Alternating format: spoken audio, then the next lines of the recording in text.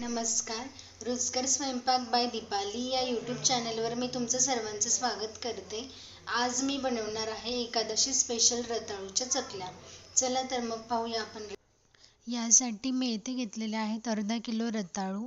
रताळू स्वच्छ धुवून त्यानंतर त्याची साल काढून त्याच्या थोड्या मीडियम जाड अशा चकत्या करून घ्यायच्या आहेत, जास्त बारीक नाही. यानंतर मी येथे घेतलेली आहे छोटी 1 वाटी साखर. तुमच्या आवडीनुसार तुम्ही साखरेचं प्रमाण कमी जास्त करू शकता. मला थोडे गोडच आवडतात म्हणून मी फुल 1 वाटी भरून घेतली छोटी. यानंतर मी येथे घेतलेला आहे 2 चमचे तूप.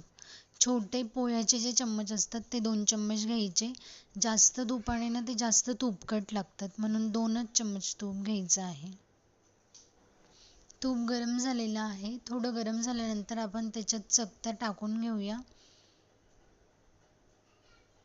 अशा प्रकारे आपण कढईत चकत्या टाकून घ्यायच्या आहेत. कढई थोडी मोठी घ्यायची आहे. जर आपण छोटी कढई घेतली तर त्याचे तुकडे होतात, म्हणून कढई घेताना थोडीशी मोठी कढई घ्यावी.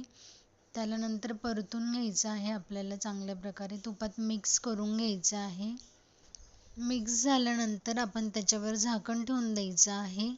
जोपर्यंत ते थोडेसे असे सॉफ्ट होत नाही तोपर्यंत त्याला झाकून ठेवायचं आहे.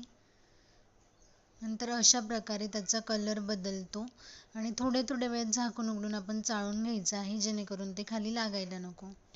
यानंतर मी यात अगदी घोटभर असं पाणी टाकून घेतलेलं आहे.